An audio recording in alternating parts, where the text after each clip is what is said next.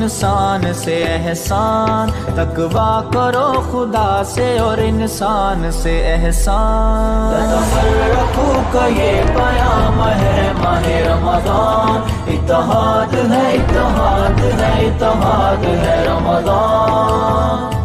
بسم اللہ الرحمن الرحیم۔ ناظرین، جیسا کہ ہم نے آپ کو بتایا تھا کہ آج ہمارے ساتھ انجینئر محمد علی مرزا صاحب موجود ہوں گے۔ السلام علیکم سر۔ جی وعلیکم السلام ورحمۃ اللہ وبرکاتہ۔ ولا حول ولا قوۃ الا باللہ، اللہم صلی علی محمد وعلی آل محمد۔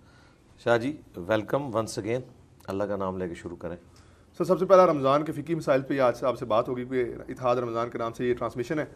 سر سب سے پہلا سوال ہے کہ رمضان مبارک میں اگر شیاطین جکڑ دیے جاتے ہیں، حدیث مبارکہ میں یہ آیا ہے، تو کیا شیاطین کے جکڑنے کے بعد انسان گناہ بھی کر رہا ہوتا ہے، طاغوت کا غلبہ بھی انسان پہ ہوتا ہے اور وہ جو گمراہی کی طرف غالب ہوتا ہے، تو یہ کیا مطلب ہے کہ مطلب اگر شیطان جکڑ دیا گیا تو پھر انسان گناہ کیوں کر رہا ہے؟ پھر ہونا تو یہ چاہیے کہ انسان بالکل گناہ سے پاک صاف بیٹھا رہے پورا مہینہ۔ نہیں، ایسا نہیں ہے۔ صحیح بخاری اور صحیح مسلم میں حدیث موجود ہے کہ سرکش شیاطین جکڑ دیے جاتے ہیں۔ اچھا، یعنی سارے شیاطین تو نہیں ہیں، اچھا، ورنہ آپ کو جمعہ پڑھانے والے ہی نہیں کوئی ملے گا اگر سارے شیاطین جکڑ دیے گئے۔ ظاہر ہے وہ تو انسانوں میں بھی ہیں، جنات کے اندر بھی ہیں۔ سرکش شیاطین جو بڑے بڑے ہیں ان کو جکڑ دیا جاتا ہے، باقی جو انسانوں میں شیاطین ہیں وہ پھر رہے ہیں۔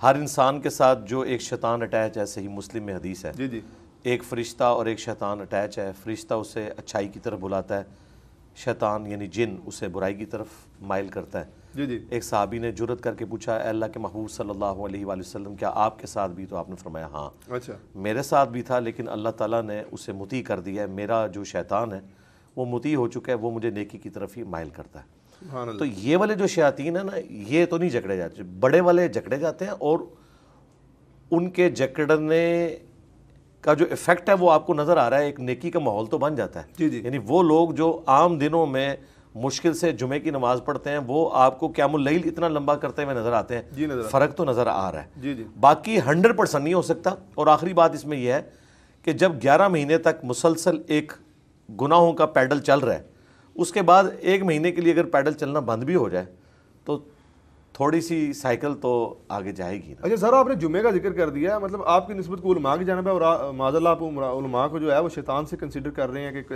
مطلب شیطان تو نہیں جمعہ پڑھاتا نا، علماء پڑھاتے ہیں، تو یہ کو خیال کیا کریں تھوڑا سا۔ بالکل ہم خیال کرتے ہیں، یہ علماء ہی سے ہم نے سیکھا ہے۔ دیکھیں ہمیں علماء نہیں بتایا ہے کہ جو مخالف فرقے کے علماء ہیں وہ شیاطین ہیں۔ اچھا، المحند علی المفند میں علماء دیوبند نے یہ کہا کہ احمد بریلوی اور ان کی پوری جماعت، یعنی آپ لوگ شیطانی لشکر ہیں جو علماء دیوبند کے اوپر حملہ آور ہوئے ہیں۔ تو علماء دیوبند یہ سمجھتے ہیں کہ بریلویوں کی مسجد میں جو خطیب حضرات ہیں وہ شیاطین ہیں انسانی شکل میں جو کہ مسلط ہوئے ہیں، کیونکہ ان کے نزدیک تو ان کے عقیدے درست نہیں ہیں۔ اچھا، اور بریلوی دیوبندیوں کو کیا سمجھتے ہیں؟ سورہ سور، ویڈیو میں ریکارڈ کیا ہوا انہوں نے۔ تو یہ خود کہتے ہیں ہمارے نزدیک جو بھی علماء سو ہیں، ہم کسی ایک کو پوائنٹ آؤٹ نہیں کرتے، علماء سو بہرحال موجود ہیں اور وہ لاکھوں کی تعداد میں، کیونکہ بریلوی کہتے ہیں دیوبندی علماء سو ہیں، دیوبندی کہتے ہیں بریلوی علماء سو ہیں، اہل حدیث کہتے ہیں یہ دونوں علماء سو ہیں، یہ دونوں اہل حدیث کو کہتے ہیں۔ تو اگر میں ساروں کی بات کو صحیح مان لوں علماء کی، تو پھر تو شاید جمعہ پڑھنا ہی میرے لیے مشکل ہو جائے۔ تو یہ خود کہہ رہے ہیں نا، میں نے تو نہیں یہ بات کی ہے، انہوں نے ہمیں بتائی ہے۔ ایک طرف تو آپ کہتے ہیں سب کے پیچھے جمعہ پڑھو، سب کے پیچھے نماز۔ ہمارے نزدیک تو ہو جاتی ہے نماز، ہاں نماز تو ہو جائے گی، نماز تو ہم نے اللہ کی پڑھنی ہے۔ اچھا، دیکھیں مروان بن حکم جب مسجد نبوی پر قابض تھا تو اہل البیت نے ان کے پیچھے بھی نمازیں پڑھی ہیں۔ میرا مسئلہ الگ ہے، میں نے تو آپ کی بات کی ہے۔ دیکھیں میں نے اس میں بولا ہے کہ اگر انسانوں کے شیاطین قید کر دیے گئے تو آپ کو جمعہ پڑھانے والا کوئی نہیں ملے گا آپ کو، میں تو سب کے پیچھے پڑھ لوں گا، مجھے کیا فرق پڑتا ہے۔ ٹھیک ہو گیا۔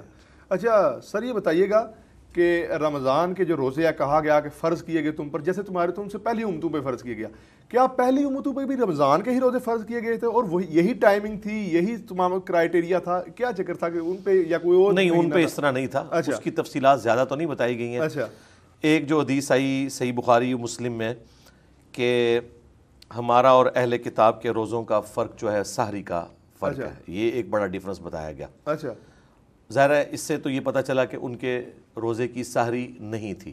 اچھا، تو وہ کیا رات کو کھا کے سوتے؟ بہرحال اتنی تفصیلات نہیں بتائی گئی ابھی بھی۔ ویسے آپ کرسچنس کے روزے دیکھیں تو ہم سے کافی ڈیفرنٹ ہیں ان کے، اچھا، آلموسٹ 24 گھنٹے کا روزہ ہوتا ہے۔ جی جی، تو اصل اس میں میسج یہ تھا کہ جس طرح اگلی امتوں کے اوپر اللہ تعالیٰ نے کچھ شرعی احکامات نازل کیے تھے نماز کی شکل میں، انفاق فی سبیل اللہ کی شکل میں، اور اس طریقے سے جو 10 کمانڈمنٹس آئی ہیں قرآن میں وہی تورات کے اندر موجود ہیں، جس میں بڑے بڑے گناہوں سے بچنے کا کہا گیا، شرک سے بچنے کا، ماں باپ کی نافرمانی سے بچنے کا، چوری سے، بدکاری سے۔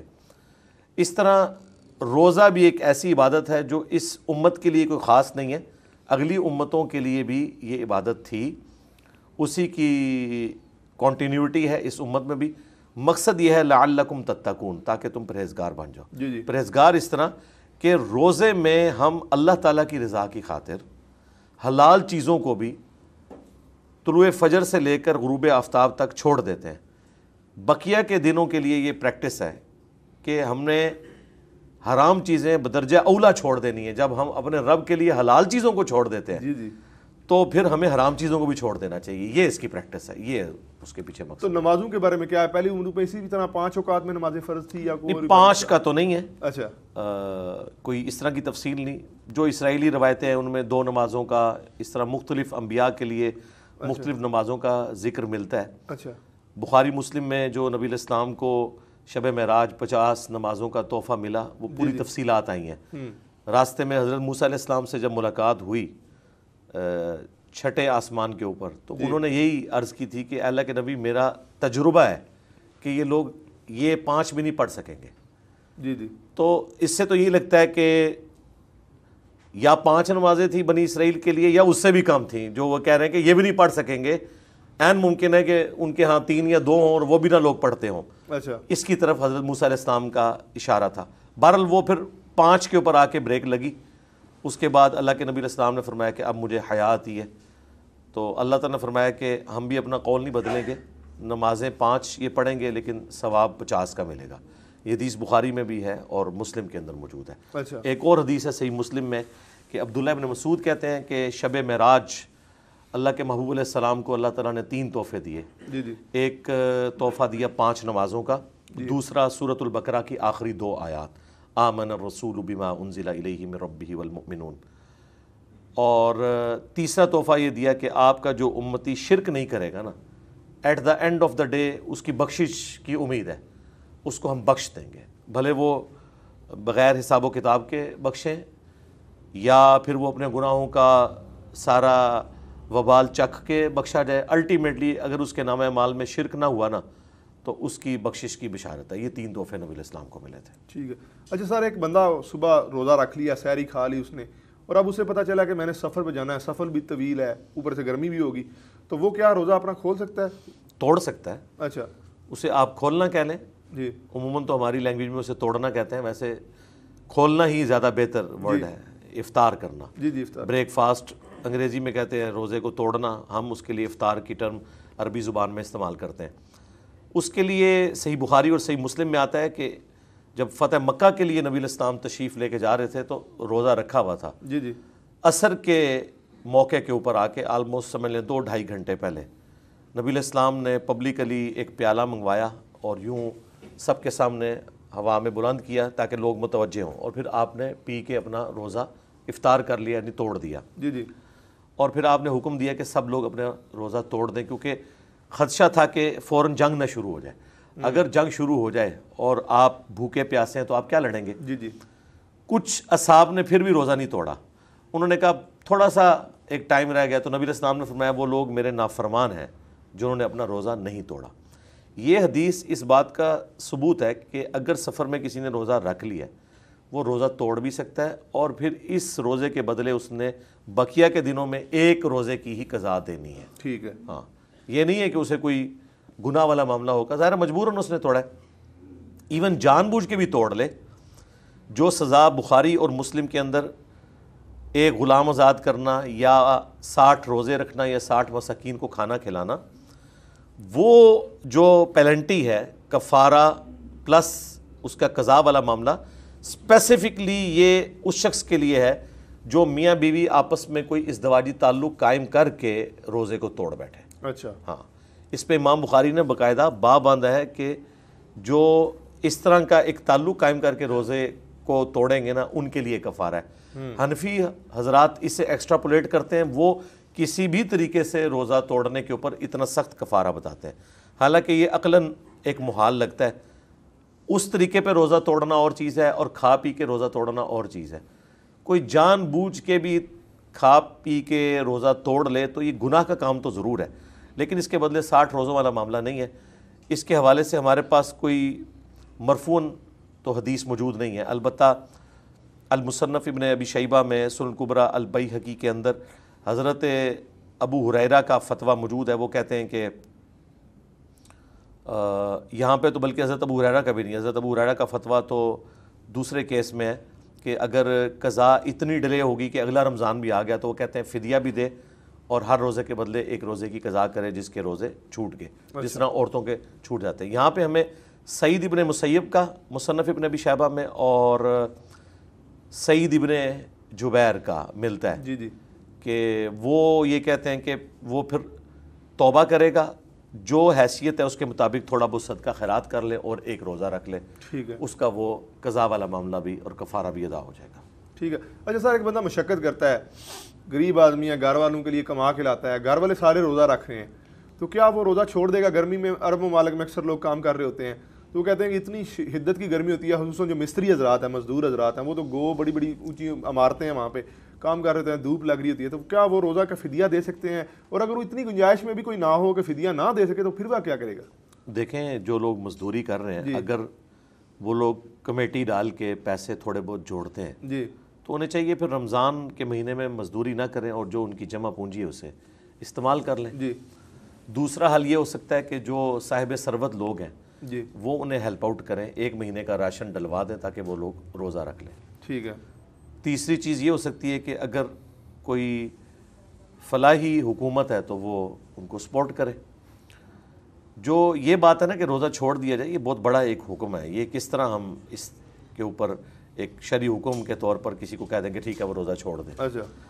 علماء عرب میں سے اوسائمین جو ہے انہوں نے فتویٰ دیا ہے کہ مزدور جو ہے وہ روزہ رکھے اور دن کے وقت اگر اس کا روزہ نبھ جائے تو ٹھیک ہے, ادروائز اگر اس سے کوئی کمزوری ہو وہ توڑ دے اور بعد میں اسے اس کی کوئی قضا بھی دینے کی ضرورت نہیں ہے اور کوئی فدیہ بھی دینے کی ضرورت نہیں ہے. یہ انہوں نے فتویٰ دیا ہے. ظاہر ہے یہ اجتہادی معاملہ ہے. جی جی. اکثر اوقات ہمارے ذہن میں اس طرح کی باتیں آتی ہیں کہ اتنے کرٹیکل مسائل ہیں, ان مسائل کے اوپر قرآن و سنت میں ہمیں واضح کوئی نص نہیں ملتی. جی جی. تو یہ کوئی اسلام کا عیب نہیں ہے, یہ اسلام کی خوبصورتی ہے کہ اسے اجتہاد پہ چھوڑ دیا گیا. ٹھیک ہے. یہ کتنی ہمارے لیے اب ریلیکسیشن ہے کہ قیامت والے دن اس کے اوپر کوئی پکڑ نہیں ہو سکتی. میں نے آپ کو 3-4 سولوشنز بتا دی ہیں, یہ کر لے, یہ کر لے, یہ کر لے, تو قیامت والے دن وہ کہہ سکتا ہے کہ یا اللہ میرے پاس یہ والا آپشن تھا, میں نے اس کو اویل کر لیا. لیکن اگر اسپیسیفکلی کوئی سخت حکم آ جاتا اس طرح کے اجتہادی مسائل کے اوپر, پھر تو وہ نص بن جانے تھے. ٹھیک ہے. تو اس میں سب سے بہتر سولوشن یہ ہے کہ صاحب ثروت لوگ ان کو ہیلپ آؤٹ کریں. ایک مہینے کا راشن ہی ڈلوانا ہے نا, ڈلوا دیں. اچھا سر, اہل سنت اور اہل تشیع کے ہاں یہ اتنا ایکسٹریم کیوں ہے جو روزے کے 10 منٹ پہلے اور بعد میں کھولنے کا ہے؟ یہ مطلب بہت زیادہ اختلافی موضوع ڈسکس کیا جاتا ہے. انہیں کہتے ہیں روزہ حرام کر بیٹھے نے, حرام کر بیٹھے نے, ثواب ظاہر. وہ کہتے ہیں ہمیں تم روزہ جناب اتنی جلدی کھول دیتے ہو. مطلب ایک حدیث بھی آپ سناتے ہوتے ہیں اکثر صحیح بخاری کی. دیکھیں اس میں قرآن حکیم میں جو اللہ تعالیٰ نے روزے کی لینتھ بتائی ہے نا, سورہ البقرہ میں پورا رکوع ہے, رکوع نمبر 23. جی جی. 6 آیات ہیں, آیت نمبر 183 سے 188 تک. اچھا.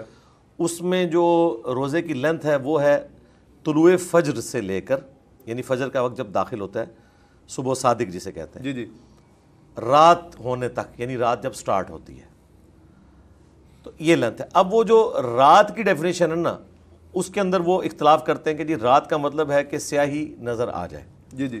حالانکہ شرعی اصطلاح کے اندر رات کہتے ہیں غروب آفتاب کو.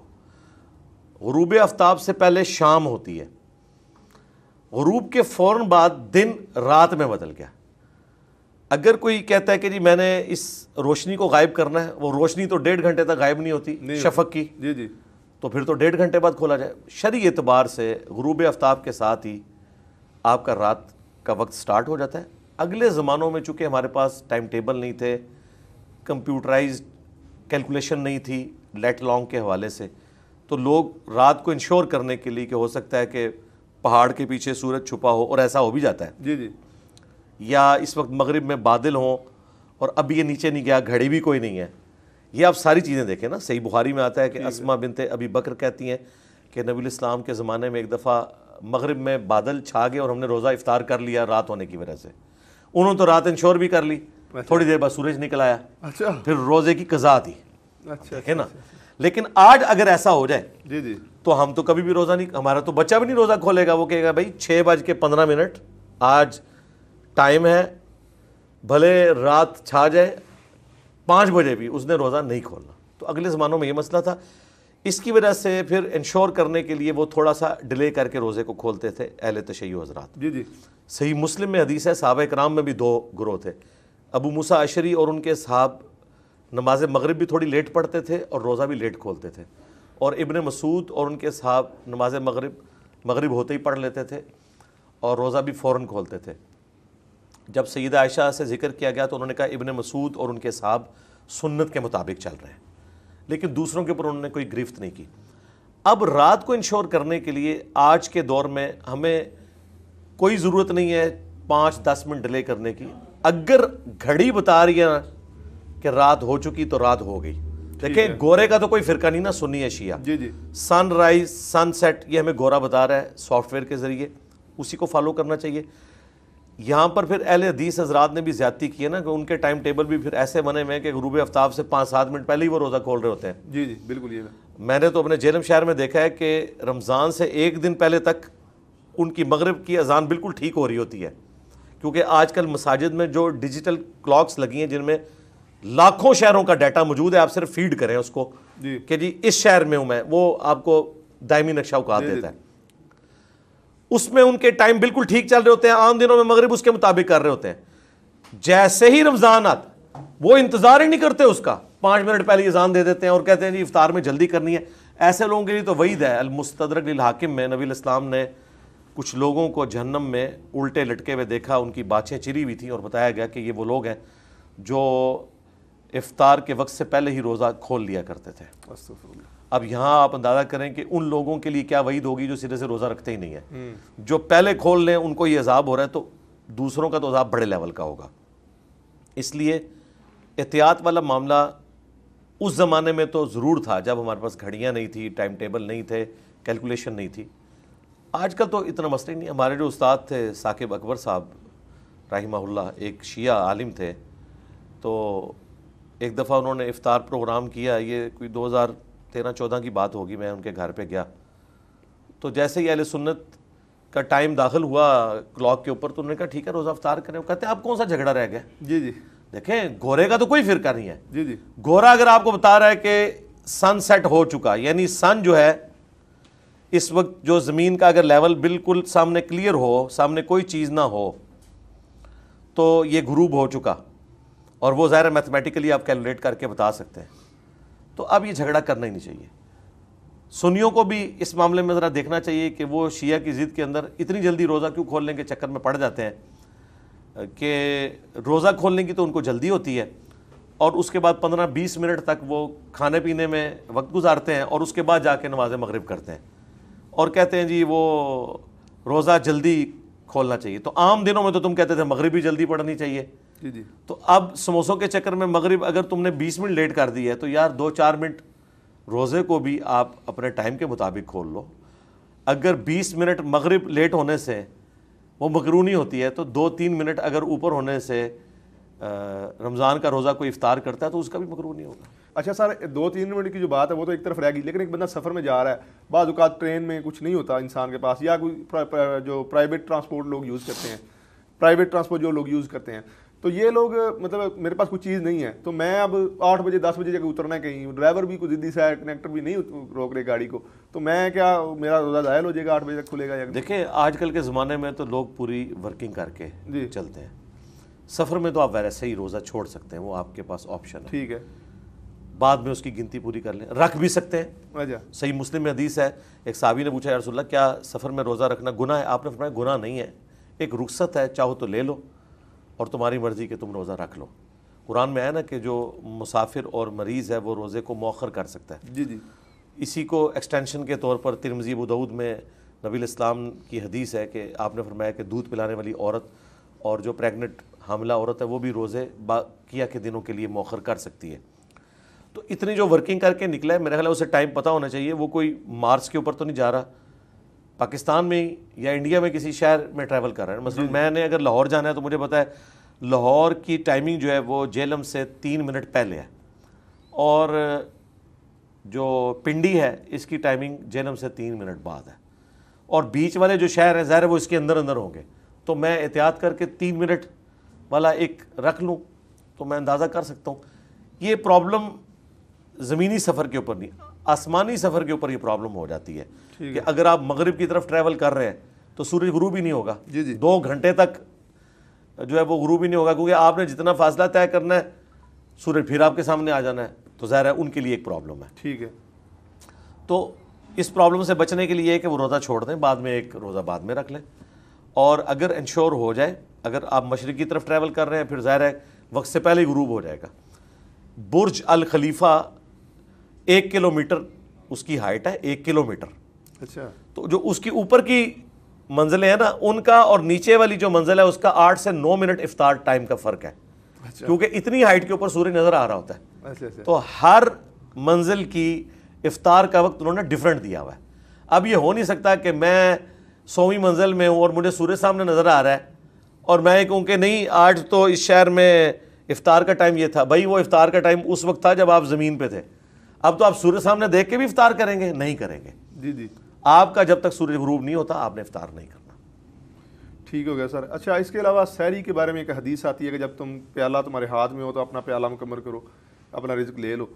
تو یہ کیا بات ہے؟ مطلب اگر سحری میں اذان، اکثر ویسے مائیں دیکھی ہیں میں نے کہ وہ بیچاری کھلاتی رہتی ہیں بچوں کو، بچے بھی جناب نکمے کے لیٹ تھوڑے اٹھتے ہیں، پاکستانی بچے جس طرح کے ہیں، تو وہ اینڈ پہ آگے بیچاری دے کے سحری خود جب کھانے لگتی ہیں تو اذان شروع ہو جاتی ہے. اب وہ بیچاری چھوڑ دے یا جاری رکھے یا کیا؟ نہیں اس کا روزہ تو نہیں ہوگا. چھوٹے بچے ہیں تو ان کو تو چلیں، بڑے بچوں کو تو عادت ڈالنی چاہیے. دیکھیں یہ جو حدیث تھی اسے مس یوز لوگوں نے کیا ہے.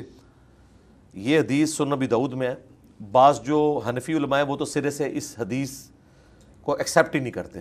وہ کہتے ہیں بھی 1 سیکنڈ بھی اوپر ہو گیا تو روزہ ضائع. لیکن ہمارے نزدیک جو امام ابو داؤد نے اس حدیث کا فہم لیا ہے وہ بالکل درست ہے. انہوں نے اس کے اوپر باقاعدہ باب باندھا ہے کہ اگر کوئی شخص سحری کر رہا ہے اور اس دوران فجر کی اذان ہو جائے، اور یہ یاد رکھیے گا اس زمانے میں اگر یہ بات ہو رہی ہے نا کہ فجر کی اذان ہو جائے تو اس کا مطلب ہے کہ فجر کا وقت داخل ہو جائے. آج اس کا یہ مطلب نہیں ہے. آج تو اذانیں 20-20 منٹ تک ہوتی رہتی ہیں، اور آج کی اذان اس اناؤنسمنٹ کے لیے نہیں ہوتی کہ آپ کھانا پینا بند کر دیں. اناؤنسمنٹ تو علیحدہ کرتے ہیں، اذان وہ نماز کے لیے دیتے ہیں. اور پھر گھڑیاں سٹینڈرڈ ٹائم بھی نہیں مساجد کے اندر ہوتی. آج آپ نے کلاک کو فالو کرنا ہے. اگر کلاک کہہ رہی ہے نا مثلا آج جہلم میں 4:50 ہے ختم سحری، جی مجھے یہ کلاک بتا رہی ہے نا 4:50 ہو گئے ہیں، بھلے کوئی اذان بھی نہیں ہوئی ہے، میں نے اب کھانا پینا اس سے پہلے بند کر دینا، ادروائز میرا روزہ نہیں ہوگا. صرف یہ تھا کہ ایک شخص لیٹ اٹھا، 4:50 ختم سحری ہے، 4:45 پہ اس نے سحری شروع کی. 50 منٹ پہ اگر چھوڑ دیتا ہے بہت اچھی بات ہے، لیکن چونکہ وہ پہلے شروع کر چکا تھا تو 2-4 منٹ اوپر اگر وہ سحری کر لیتا ہے تو اس کی سحری شمار ہوگی. یہ اس حدیث کا مطلب تھا کہ اگر اذان فجر شروع ہو تو جو تمہارے سامنے برتن ہے اس میں سے جو ہے حاجت پوری کر لو. اب پاکستان میں تو میرے بھائی اذانیں تو 20-20 منٹ تک جاری رہتی ہیں. آپ پہلی اذان پہ اٹھیں نا اور کھانا پینا شروع کریں پھر بھی آخری اذان نہیں ختم ہوگی تو ان کا روزہ تو کوئی نہیں ہے. ٹرانزیشن پیریڈ کا ہو سکتا ہے. اس کی اصل وہ حدیث ہے بخاری مسلم کی کہ جس شخص نے طلوع آفتاب سے پہلے فجر کی 1 رکعت پا لی اس نے فجر کی نماز پا لی. اب دیکھیں طلوع آفتاب جب ہو رہا ہے وہ ٹرانزیشن پیریڈ جو وہ ٹکیا باہر نکل رہی ہے وہ تو مکروہ ٹائم ہے، لیکن چونکہ اس کا سر نکلنے سے پہلے 1 رکعت اس نے پڑھ لی ہے، دوسری رکعت اس کی اس دوران بھی ہے مکروہ ٹائم میں، اللہ تعالیٰ اس کی نماز قبول کر لے گا. اور اسی حدیث بخاری مسلم میں آتا ہے کہ جس نے غروب آفتاب سے پہلے عصر کی 1 رکعت پا لی اس نے عصر کی نماز پا لی. 3 رکعتیں اس کی مغرب کے وقت میں ہو رہی ہیں جی اور 1 رکعت عصر کے، اور وہ بھی بالکل آخری وقت میں، اور یہ مجبوراً ذکر ہے ورنہ تو صحیح مسلم میں آیا یہ منافق کی نماز ہے. اچھا کہ جو سورج زرد ہونے کا انتظار کرے اور ٹھونگے مار کے اور سائڈ پہ ہو جائے. اب نبی الاسلام نے اسے مرغے کی طرح ٹھونگ مارنے سے تشبیہ دی ہے کہ جلدی جلدی نماز. لیکن اگر کوئی مجبوری ہو گئی ہے تو 1 رکعت اگر اس نے غروب آفتاب سے پہلے پا لی ہے، اگرچہ اس کی 3 رکعتیں غروب آفتاب کے بعد ہیں لیکن چونکہ وہ ٹرانزیشن پیریڈ ہے اس کا بینیفٹ اسے مل جائے گا. ختم سحری میں بھی صرف اتنا بینیفٹ ہے. باقی یہ کہنا کہ جی مائیں سرو کرتی رہتی ہیں اور پھر وہ انتظار کرتی ہیں اب اذان شروع ہوئی تو ہم بھی جلدی جلدی کھا لیں, ایسی ماؤں کا کوئی روزہ نہیں, بالکل کلیئر کٹ ہے. ہاں پہلے وہ شروع کر چکی تھی کھانا پینا, اس دوران 2-3 منٹ اوپر ہو گئے ہیں ٹرانزیشن پیریڈ میں. لیکن اگر یہ روز ہوا مطلب ڈیلی کے حساب سے یہ معاملہ ہو رہا ہے پھر کیا ہوگا؟ میرے خیال ہے ایسی زندگی سے تو موت بہتر ہے پھر. اچھا ہاں دنیا میں اگر انسان نے اللہ کو اتنا نان سیریس لیا ہوا ہے جی جی تو ایسے انسان کو تو ایمان و عافیت کے ساتھ مر جانا چاہیے, ٹھیک ہے. بجائے یہ کہ آخرت میں اس کے لیے کوئی عذاب ہو. دیکھیں اپنے دنیاوی معاملات میں تو مجھے بتائیں, اگر یہاں گورنمنٹ اناؤنسمنٹ کرے کہ ختم سحری 4:50 پہ ہے, جو 4:49 پہ بند کرے گا اسے 1,000 روپیہ گورنمنٹ دے گی, جو 4:48 پہ کرے گا اسے 2,000, جو 5 منٹ پہلے بند کر دے روزہ اسے 5,000. تو لوگ تو جناب سحری رات کو عشاء کے ساتھ ہی کر لیں گے, وہ کہیں گے جی یہ تو اتنے گھنٹے بنتے ہیں, مجھے تو اتنے 1,000 روپے چاہیے. ٹھیک ہے. دنیا چونکہ نقد ہے لہٰذا ہم اس کے فائدے کو فورسی کر لیتے ہیں. آخرت ادھار ہے اس لیے لگتا ہے کہ خیر ہے جی اب مجبوری ہے. جی مجبوری کوئی نہیں ہے, اپنے آپ کو دھوکہ دیا ہوا ہے اور کچھ نہیں. اچھا سر, فقہا کے ہاں نا ایک ٹرم یوز کی جاتی ہے کہ جب نفل ادا کی شکل میں آ جاتا ہے یا پھر وہ شروع ہو جاتا ہے تو پھر وہ لازم و ملزوم ہو جاتا ہے, جبکہ آپ کہتے ہیں کہ نفلی روزہ اس کی قضا کوئی نہیں. ہم جو کہتے ہیں نا وہ اس لیے کہ جو چیز اصلاً جی ہے ہی نفلی ہے وہ واجب یا فرض کیسے ہو سکتی ہے. اچھا دلیل تو انہوں نے پیش کرنی ہے جنہوں نے اتنا بڑا دعویٰ کیا ہے کہ ایک شخص نے نفلی نماز شروع کی یا نفلی روزہ رکھ لیا, اب وہ توڑے تو اس کے بدلے ایک روزہ رکھے گا.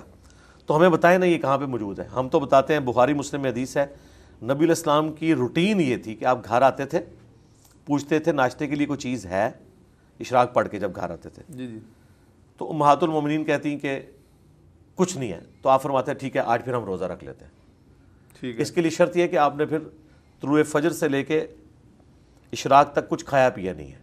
تو آپ نبی علیہ السلام بغیر یعنی سحری کیے ہوئے اس روزے کو کنٹینیو کرتے. یہ نفلی روزے کی میں بات کر رہا ہوں. ٹھیک ہے. اور اگر امہات المومنین یہ کہتی کہ ناشتے کے لیے کوئی چیز موجود ہے تو نبی علیہ السلام کہتے ہیں کہ لاؤ ناشتہ, پھر ہم افطار کر لیتے ہیں. روزہ آپ نے رکھا ہوتا تھا. یہ ذرا بتائیں کہ یہ نبی علیہ السلام جو ڈیلی یہ کام کرتے تھے روٹین میں 8 دن تو لازمی کرتے تھے نا, وہ تو آپ کے روزے ہی تھا, 2 جو یعنی ہفتے میں دن جمعرات اور سوموار کا, اور پھر ایام 20 کے 3 روزے.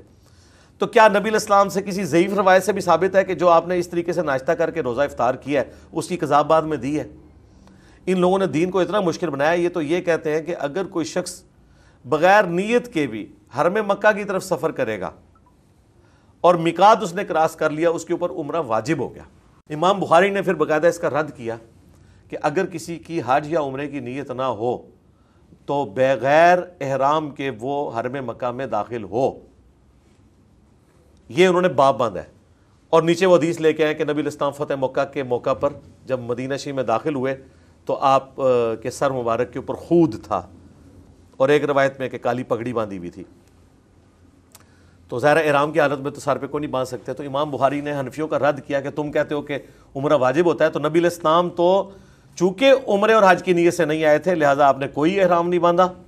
اس چیز سے ثابت ہوا کہ کوئی شخص حرم مکہ میں اپنے کسی کام کے سلسلے میں گیا ہے, کسی کو ملنے گیا ہے, عمرے کی اس کی نیت نہیں تھی, چاہے وہ آفاقی ہے یعنی دوسری جگہ سے آیا, اس کے اوپر کوئی میقات سے گزرتے ہوئے احرام پہننا یا عمرہ کرنا ضروری نہیں ہے. ظاہر ایک نفلی عبادت ہے نا جی. فرض عبادت کے بارے میں تو چلے کوئی سمجھ آتا ہے, نفلی عبادت کیسے کسی کے اوپر واجب ہو سکتی ہے؟ ایک صورت میں اگر اس نے منت مانی ہوئی ہے. جی جی. تو منت تو خود ایک واجبیت کے درجے میں, وہ تو قرآن میں ہے کہ جو تمہاری منتیں ہیں ان کو تم نے پورا کرنا ہے. اس کو بھی اگر کوئی توڑنا چاہتا ہے تو توڑ سکتا ہے, وہ تو صحیح مسلم میں حدیث ہے. منت توڑنے کا کفارہ وہی ہے جو قسم توڑنے کا کفارہ سورۃ المائدہ کی آیت نمبر 89 کے اندر ہے کہ ایک غلام آزاد کرے جو آج کل آبسلیٹ ہو چکا ہے,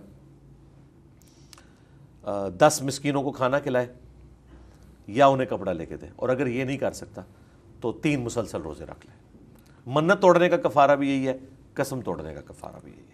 اچھا, نظر کے حوالے سے بات آ گئی تو میں پوچھنا چاہوں گا کہ کچھ لوگ کہتے ہیں جی نظر کے روزے ہم نے مانے ہوئے تھے, اب رمضان آ رہا ہے اسی میں شمار ہو جائیں گے, تو ایسا ہو سکتا ہے؟ دنیا میں ایسے ہوتا ہے کہ کوئی شخص یہ کہے کہ یہ جو آپ جنوری کی تنخواہ دے رہے ہیں چلے فروری میں دینے کی ضرورت نہیں, یہ بھی اس میں دونوں کی نیت کر لیتا ہوں.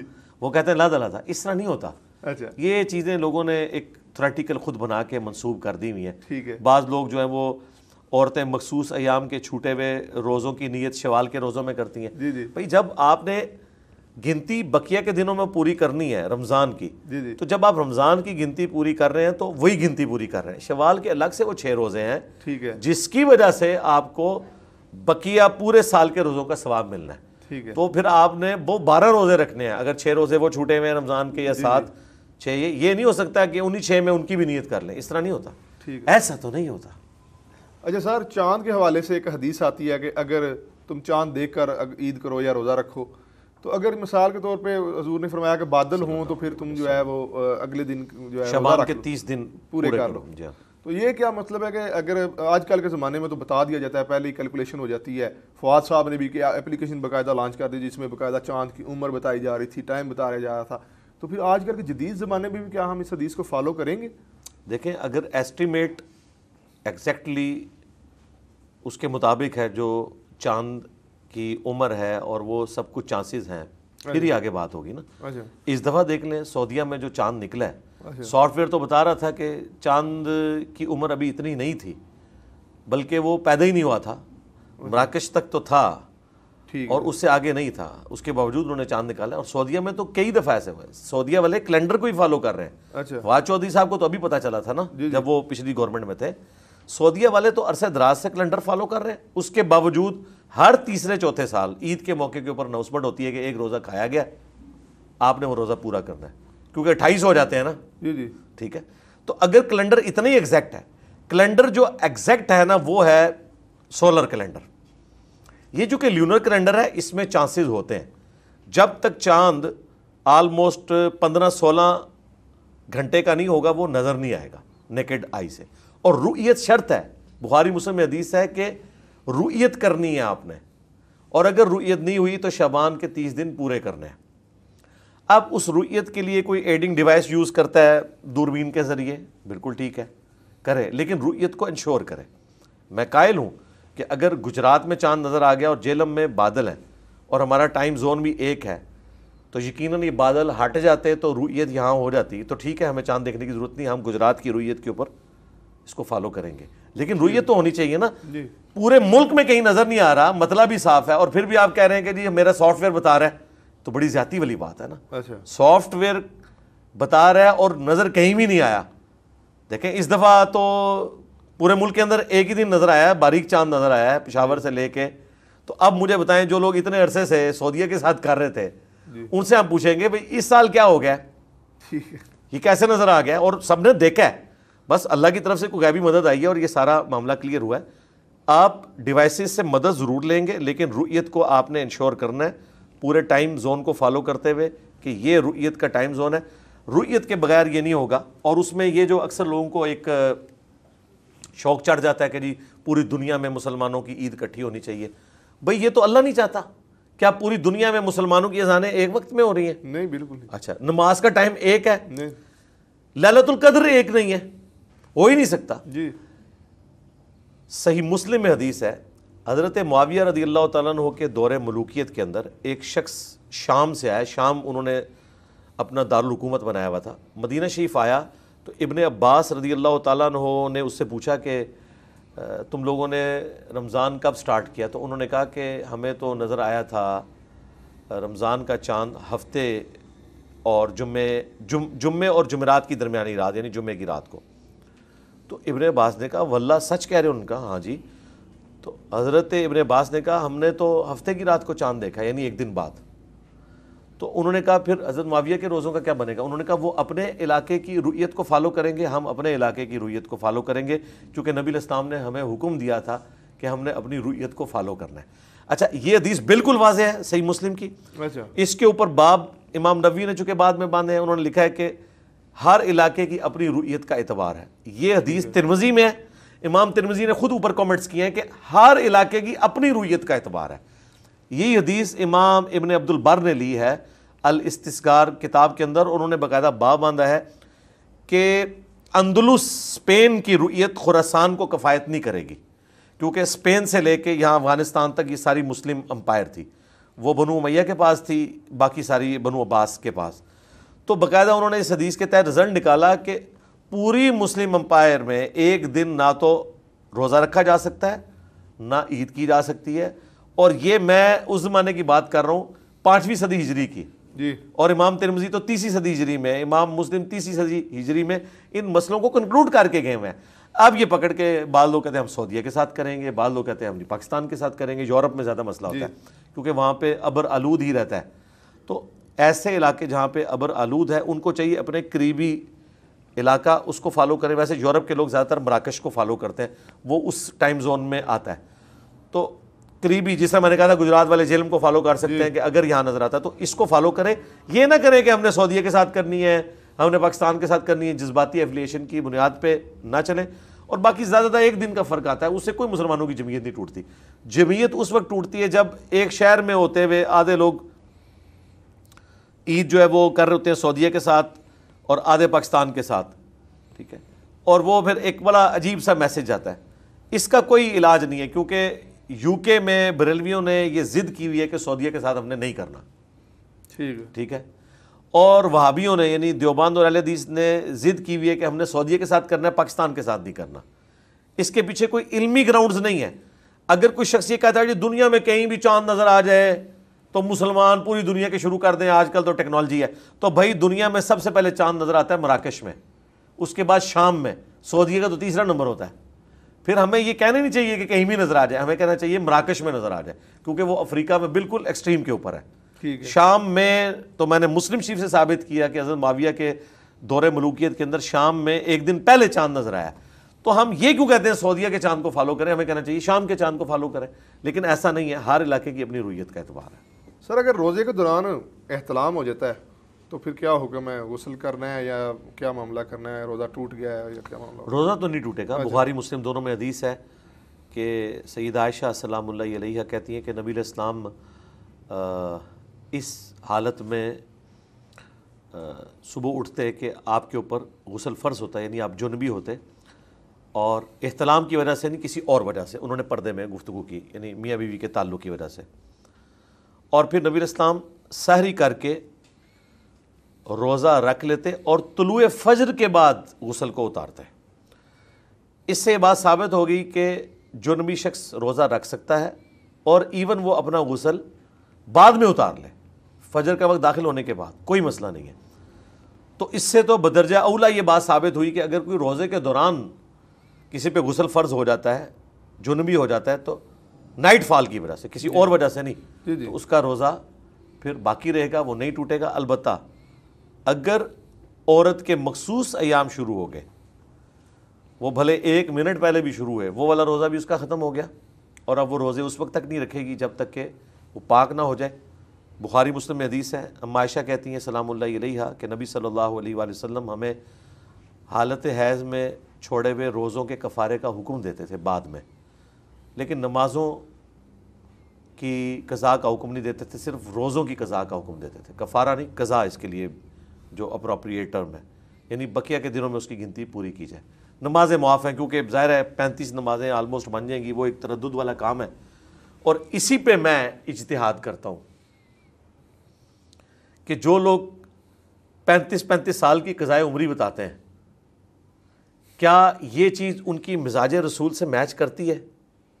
यानी नबी इस्लाम तो ये बता रहे हैं कि औरत की जो 7 दिन की नमाज़ें रह जाएंगी उसकी भी क़ज़ा कोई नहीं है, क्योंकि एक मुश्किल काम है 35 नमाज़ें। 7 रोज़ों की तो क़ज़ा है, वो आसान है। 35 नमाज़ों की नबी इस्लाम कह रहे हैं नहीं, माफ़ है। अब एक बंदे ने 60 साल की उम्र में तौबा की है, आपके फ़िक़्ह हनफ़ी के देवबंद और बरेलवी उलमा उसको बताते हैं कि जी 15 साल की उम्र में तुम बालिग़ हुए थे, तो 15 से लेकर 60 साल तक ये जो तुम्हारे जितनी नमाज़ें बन रही हैं 45 साल की, ये सारी क़ज़ा करोगे। नबी इस्लाम तो 35 नमाज़ें नहीं औरत को क़ज़ा करने दे रहे, ये 45 साल की करवा रहे हैं। तो ये कहते थे दलील पेश करें, ले जी हमने दलील दे दी है, लो सामो। अच्छा सर, अगर कोई कुंवारा लड़का गैर फितरी कोई अमल करता है और अरूज मनी हो जाती है, तो क्या उस पे रोज़े की क़ज़ा होगी, कफ़ारा होगा, रोज़ा टूट तो ज़ाहिर बता जाएगा? जी देखें, रोज़ा तो टूट जाएगा, लेकिन इसके बदले वो एक रोज़ा रखेगा और अपने गुनाह की माफ़ी मांगेगा। अच्छा, इस पे वो वाला कफ़ारा नहीं होगा जो मियाँ बीवी के ताल्लुक़ से, वो 60 रोज़ों वाला। अच्छा, उसके ऊपर ये वाला कफ़ारा नहीं लगा सकते। ये मसला इज्तिहादी है, ठीक है, ज़ाहिर है इसे शरीयत ने उस तरीके से बयान नहीं किया। ठीक है, तो ये बात समझ भी आती है। کہ اس ایکسٹریم طریقے سے کوئی روزہ توڑے وہ معاملہ الگ ہے، اور یہ غیر فطری عمل کے ذریعے ماسٹربیشن کے ذریعے کرے یہ معاملہ الگ ہے، بہرحال روزہ اس کا ٹوٹ جائے گا۔ اچھا سر، اگر کوئی بیہودہ ویڈیوز دیکھتا ہے یا فحش گوئی کرتا ہے لیکن وہ اپنی عبور نہیں کرتا شہوت، وہ احراجے نہیں ہوتے، اس کا احراج نہیں ہوتا اس کا، تو کیا وہ اس کا روزہ ٹوٹ گیا ہے؟ نہیں، روزہ تو نہیں ٹوٹے گا اس کا، لیکن روزے کی روحانیت تو مر گیا، ٹھیک ہے، وہ تو مر گیا، کیونکہ وہ تو بخاری میں حدیث ہے جسے روزہ جھوٹ بولنے سے، فحش کاموں سے نہیں روکتا، جی جی، تو اللہ تعالیٰ کو ایسے شخص کے بھوکا اور پیاسا رہنے کی کوئی حاجت نہیں۔ مراد یہ کہ اس کی روحانیت ختم ہوگی، فرض بہرحال ادا ہو جائے گا، یہ ذہن میں رکھیے گا۔ بعض کا شیطان اس طرف لے جاتا ہے کہ ٹھیک ہے میں روزہ رکھتا ہی نہیں، روزہ رکھنا ہے، ایون نماز کوئی پڑھ رہا ہے اور نماز میں اس کی توجہ نہیں ہے، پھر بھی اس کی نماز ہو جائے گی، فرض ادا ہو جائے گا اس کا۔ اس لیے آپ دیکھیں کسی فقیہ، کسی محدث نے نماز کے ارکان کے طور پر خشوع خضوع کو ذکر نہیں کیا، ٹھیک ہے، اس کو فضیلت کے طور پر ذکر کیا، روحانیت کے طور پر ذکر کیا۔ آج تک سنیں کوئی شخص یہ کہے کہ جی اگر نماز میں آپ کو کوئی غلط خیال آیا یا دوسری طرف چلے گئے تو سجدہ صاف کریں، نہیں، ہمیشہ یہ ہوتا ہے کہ اگر کوئی رکعت رہ گئی ہے تو اینڈ پہ ایک رکعت ملا لیں، سجدہ صاف کریں، اگر درمیان والا تشہد بھول گئے ہیں تو اینڈ پہ سجدہ صاف کر لیں، یہ بات کی جاتی ہے۔ خشوع خضوع کو بنیاد بنا کے کبھی بھی یہ بات نہیں کی جاتی کہ آپ سجدہ صاف کریں۔ اچھا سر، اعتکاف کے بارے میں قاری خلیل الرحمان صاحب اور حنیف صاحب کے درمیان بحث جاری تھی، میں آپ کا موقف بھی لینا چاہتا ہوں۔ اعتکاف اور روزہ کیا دونوں ضروری ہیں، یا پھر اگر کوئی بندہ مثال کے طور پہ اتنا شدید بیمار ہے وہ روزہ نہیں رکھ سکتا، فدیہ دے رہا ہے، لیکن وہ کہتا ہے جی چلے میں اعتکاف رکھ لیتا ہوں، تھوڑا آسان ہے، ظاہر بات مسجد میں جا کے بیٹھنا ہے، ٹھہر نہیں ہے، ہاں تو بیٹھے، کیا مسئلہ ہے؟ روزہ اس کے لیے ضروری؟ نہیں، فقہ حنفی والوں نے تو خود سے مسائل بنائے ہوئے ہیں نا، وہ کوئی دلیل لے کے آئے نا کہ یہ دلیل ہے۔ جب اللہ تعالیٰ نے کسی بیمار شخص کو اجازت دے دی ہے کہ وہ مؤخر کر سکتا ہے، تو اعتکاف تو روزے کے بغیر بھی اگر کوئی کرتا ہے، اعتکاف تو ہے اللہ تعالیٰ کی بارگاہ میں جا کے دھرنا دینا، لیکن یہ سنت اعتکاف ہی کہلائے گا پھر بھی؟ سنت اعتکاف تو اسی صورت میں ہوگا نا جب روزے کی حالت میں ہوگا، جی، لیکن یہ جو فرق کرتے ہیں نا سنت اعتکاف نفلی اعتکاف، ہم تو اس تفریق کو ہی نہیں مانتے۔ اچھا جی، نبی علیہ السلام نے تو 30 دن کا بھی اعتکاف کیا ہے، اچھا 20 دن کا بھی کیا ہے، اور عموماً آپ نے 10 دن کا کیا۔ بھئی اعتکاف تو 1 دن کا بھی ہو وہ سنت ہی ہوگا، کیونکہ ایک نیکی کا عمل ہے نا۔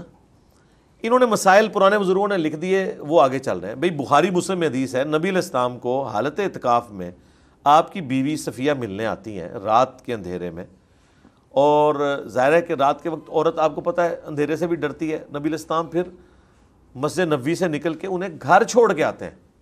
آپ کا اعتکاف تو نہیں ٹوٹا، یہ تو آپ کو بتاتے ہیں کہ آپ گھر چلے گئے تو آپ کا اعتکاف ٹوٹ جائے گا۔ ہم کہتے ہیں آپ گھر کھانے کے لیے جا سکتے ہیں، ٹوائلٹ کے لیے جا سکتے ہیں، بلا ضرورت گھر نہ جائیں۔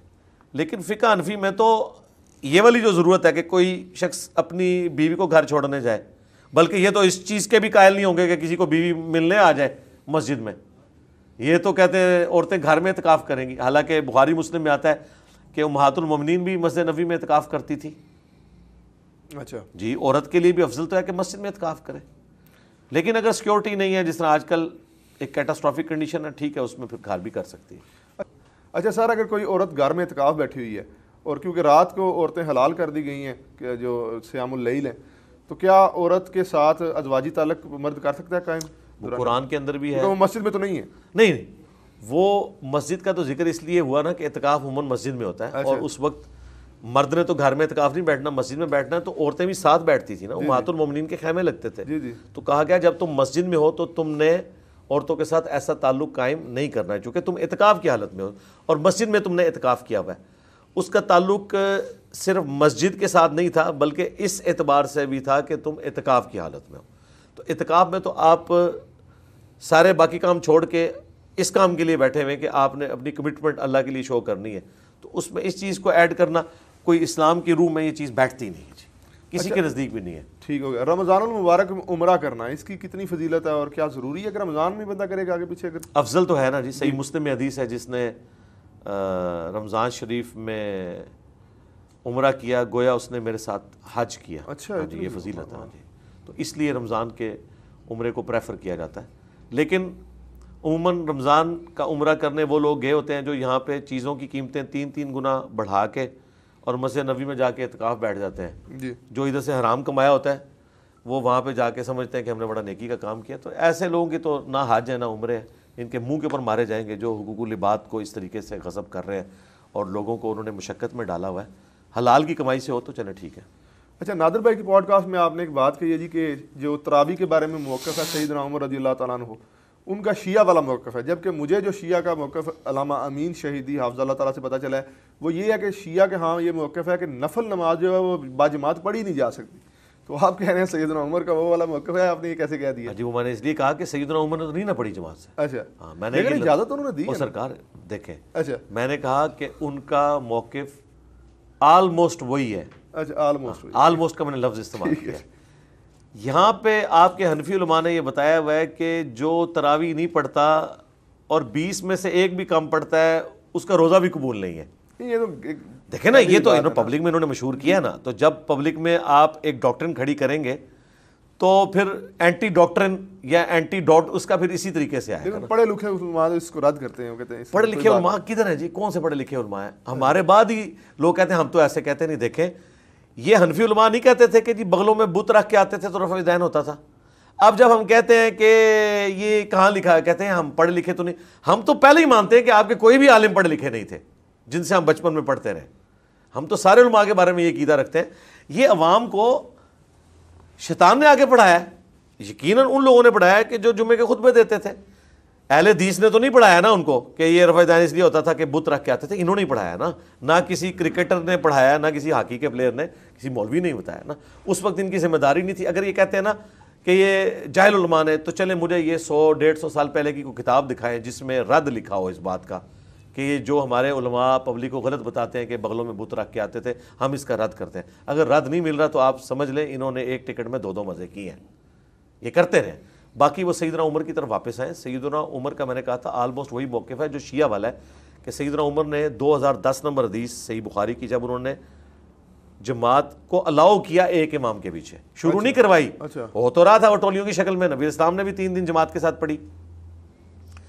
آپ نے ایک امام کے پیچھے سب کو اکٹھا کیا اور وہاں سے چلے گئے یہ بات کہتے ہوئے کہ اس سے بہتر مرد کی وہ نماز ہے جو رات کے آخری پہر اٹھ کے پڑھتا ہے. تو سیدنا عمر نے پھر شیعہ کے طریقے پہ تراویح پڑھی ہے یا سنیوں کے طریقے پہ؟ آپ خود فیصلہ کر لیں. تو لہٰذا میرا یہ جو جملہ ہے نا کہ آلموسٹ وہی موقف ہے جو شیعہ والا ہے کہ رات کے آخری پہر میں اٹھ کے اکیلے مرد کا گھر میں نماز پڑھنا یہ افضل ہے. وہ تراویح اور تہجد میں فرق نہیں کرتے؟ کوئی فرق ہے ہی نہیں ہے. کہاں ہے فرق یہ لکھا ہوا؟ لیکن ہمارے لوگ تو تراویح بھی پڑھ رہے ہوتے ہیں، ساتھ میں تہجد بھی پڑھ رہے ہوتے ہیں. نہیں، تہجد تو قیام اللیل، تراویح، تہجد یہ ایک ہی نماز کے نام ہے. اچھا. نبی الاسلام تو پورا سال پڑھتے تھے. امت کے لیے ایک سنت کے طور پر اسے تھوڑی تاکیداً ایک بات کی گئی کہ تراویح کی شکل میں اس کو رکھا گیا. نبی الاسلام سے یا تو کوئی ثابت کرے کہ آپ نے رمضان کے اندر تہجد کے نوافل علیحدہ پڑھے ہوں اور تراویح قیام اللیل علیحدہ کیا ہو. آپ تو یہی کرتے تھے. بخاری مسلم کے الفاظ ہیں کہ رمضان ہو یا غیر رمضان نبی الاسلام 11 رکعت سے زیادہ نہیں پڑھتے تھے، یا بس اوقات 13 رکعت سے ہی بخاری میں رپورٹ ہوئے ہیں. جو آج کل سعودی عرب میں، سعودی عرب تو پٹھا گول ہو گیا جے. دیکھیں نا پچھلے 100 سال سے ٹین باندھا ہوا تھا انہوں نے کہ جی سعودیہ میں 20 تراویح ہوتی ہیں، ختم کر دی انہوں نے. اچھا جی الحمدللہ، اللہ کا شکر ہے. اچھا اچھا. اس سال بھی نہیں ہوئی. اچھا. جائے مسجد نبوی شریف میں بھی 13 رکعتیں ہوئی ہیں اور حرم مکہ میں بھی 13 رکعتیں ختم کروا دی انہوں نے. ٹھیک ہے. 10 اور 3 اور یہ سنت سے ثابت ہے، صحیح بخاری میں موجود ہے. 13 تک ثابت ہے، 11 عمومی عمل ہے، 13 بھی ثابت ہے، 20 انہوں نے ختم کر دی ہیں. اور میں تو سعودی حکومت کا مشکور ہوں کہ انہوں نے ایک اور ایسا عمل جس کی وجہ سے یہاں کے حنفی علماء کو ایک بہانہ ملا ہوا تھا بخاری مسلم کے خلاف جانے کا، وہ انہوں نے عمل ختم کر دیا. جب یہ ہم حدیث پیش کرتے ہیں تو یہ کہتے ہیں کہ وہ اماں عائشہ نے تہجد کا ذکر کیا. بھئی اماں عائشہ زیادہ کوئی ذہین عورت تھیں. وہ بندہ آگے پوچھ رہا ہے کہ اماں جان نبی علیہ السلام کی رات کی نماز رمضان میں کتنی ہوتی تھی؟ مجھے بتائیں آج بھی کوئی چھوٹا بچہ آ کے کسی بیوقوف آدمی کو بھی پوچھے نا کہ رمضان میں جو یہ فرض کے علاوہ نماز پڑھی جاتی ہے کتنی ہوتی ہے، تو یقیناً اسے پتا ہوگا یہ تراویح کا ہی پوچھ رہا ہے. تو اماں عائشہ تو اتنی ذہین عورت تھی، انہوں نے جواب دیا کہ بیٹا رمضان ہو یا غیر رمضان نبی اسلام 11 رکعت سے زیادہ نہیں پڑھتے تھے، کیونکہ نبی اسلام تو پورا سال تہجد پڑھتے تھے نا. آپ تہجد کی نماز فرض تھی، امت کے لیے وہ سنت رکھی گئی ہے رمضان میں تاکیداً، اور ویسے پورا سال بھی پڑھ سکتے ہیں. تو تہجد، وتر، قیام اللیل، تراویح، یہ چاروں ٹرمز اسی کے لیے استعمال. الموطا امام مالک میں جو قیام اللیل کا باب باندھا گیا، سب سے پہلے جو باقاعدہ حدیث کی کتاب ہے الموطا امام مالک ہے نا، اس میں جو باب باندھا گیا رمضان کے رات کا قیام، اس میں وہ سیدنا عمر سے لے کے آئیں کہ سیدنا عمر نے تمیم داری اور ابی ابن کعب کی ڈیوٹی لگائی. اتنا حصہ بخاری میں بھی موجود ہے. الموطا امام مالک میں ایک سٹیپ آگے ہے کہ انہوں نے حکم دیا کہ وہ لوگوں کو 11 رکعتیں پڑھائیں. اچھا ہاں، یہ الموطا امام مالک میں موجود ہے اور بالکل گولڈن چین کے ساتھ موجود ہے. وہ صحابی کا پوتا ہے جو اپنے دادے سے روایت کر رہا ہے، سند متصل ہے. ٹھیک ہے. صائب بن یزید رضی اللہ تعالیٰ عنہ، ٹھیک ہے.